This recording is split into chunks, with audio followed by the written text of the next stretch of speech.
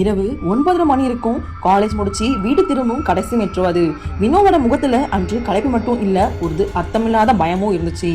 அன்னைக்கு மெட்ரோ கோச்சுக்குள்ள மனுஷங்க ரொம்ப குறைவா இருந்தாங்க. சத்தமில்லாத சீட்ஸ், ரொம்பவே அமைதியா இருந்துச்சு. மொபைல திறந்தா 12% தான் பேட்டரி இருந்துச்சு. அந்த சின்ன எண்ணிக்கை கூட வினோவோட இதய துடிப்பை வேகப்படுத்துச்சு. அப்பொழுதுதான் அவளுக்கு முன்னாடி இருக்கிற சீட்ல ஒரு பாட்டி மெல்ல உட்கார்ந்தாங்க. பழைய பச்சை புடவை, மடக்கி கட்டிய முடி சாதாரணமா தெரிஞ்சாங்க. ஆனா அந்த பாட்டி வினோவை பார்த்துக்கிட்டே இருந்தாங்க. இம்மை கூட அசையல. 1 நிமிஷம் 2 நிமிஷம் ஆச்சு. அந்த பார்வை மாறவே இல்லை. வினோ மெதுவா கண்ணை உயர்த்தினா. அதே பார்வை கண்களுக்குள்ள எதுவும் இல்லாத மாதிரி ஆழமா கருப்பா இருந்துச்சு. அதை பார்த்து வினோ ரொம்பவே பயந்து போனா. வினோவோட பக்கத்துல ஒரு குளிர் காற்று அடிச்ச மாதிரி இருந்துச்சு. பேகை இருக்க பிடிச்சுக்கிட்டா. மூச்சு கூட சரியா விட முடியல. மனசுக்குள்ள அவளுக்கு ஒரே கேள்விதான், ஏன் இப்படி பார்க்கறாங்க என்று. மொபைல் ஸ்கிரீனை பார்க்கிற மாதிரி நடிச்சா. அந்த ஸ்கிரீன்ல ஒரு விஷயம் தெரிஞ்சது. முன்னாடி இருக்கிற சீட் காலியா இருந்தது. அதை பார்த்து அவர் ரொம்பவே பயந்து போனா.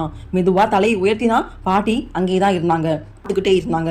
அப்போ ஸ்கிரீன்ல தெரிஞ்சது என்ன அப்படின்னு ஒரு கேள்வி வந்துச்சு. பாட்டியோட உதடுகள் மெதுவா சிரிச்சுது. அது சிரிப்பே இல்ல, முகம் இழுக்கப்பட்ட மாதிரி இருந்தது. கண்கள் மட்டும் இன்னும் அசையவே இல்லை. மெதுவா முன்னாடி சாய்ந்து ஒரு குரல் வந்தது, இது என்னுடைய சீட் என்று. அந்த குரல் முதுமையோட இல்ல, உள்ளே இருந்து வந்த ஒரு பயங்கரமான குரல்ல இருந்தது. மெட்ரோ லைட்ஸ் பிளிங்க் ஆச்சு. ஒரு வினாடி இருட்டாச்சு.